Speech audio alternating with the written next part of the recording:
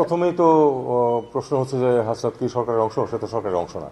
কাজে সরকারের বক্তব্য যদি হতো সেটা হয় আমি বলতাম, আর নয়তো সরকারের যে সর্বোচ্চ অফিস সেখান থেকে বলতো। কাজে এটা এটা অনেকটাই অবান্তর। হ্যাঁ, এই ইস্যু নিয়ে কথাবার্তা হচ্ছে যে আমরা তাদের হাইকমিশনারকে ডেকেছি। এটার ব্যাপারে তাদের কিছু আমরা যা কিছু বলেছি এ নিয়ে তারা গ্রহণ করে, তাদের কিছু দ্বিমত আছে বিষয়ে। একইভাবে আমাদের হাইকমিশনারকেও তারা ডেকেছে। এটা খুব অপ্রত্যাশিত না, সাধারণত এটা ঘটে, একজনকে ডাকলে একজনকে ডাকা হয়।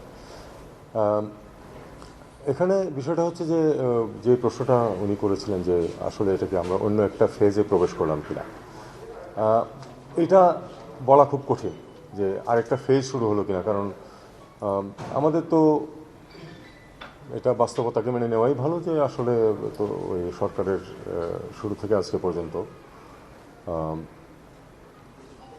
টানাপোড়েন তো আছে ভারতের সাথে টানাপোড়েন ছিল। এটা মেনে নিয়েই আমরা সবসময় বলে আসছি যে আমরা একটা গুড ওয়ার্কিং রিলেশন চাই। তো আমরা চাইলে সেটা যে হবেই এমন তো কোনো কথা নেই। তো এখন সম্পর্ক দুই পক্ষ থেকেই তো সেটাকে এগোনোর চেষ্টা করতে হবে। আমার মনে হয় আমরা দুই পক্ষ মিলিয়ে হয়তো অতটা এগোতে পারিনি, যে কারণে টানাপোড়েনটা রয়েই গেছে। ইদানিং কিছু কিছু বিষয়ে আমাদেরও আপত্তি আছে, তাদেরও নিজস্ব অবস্থান আছে।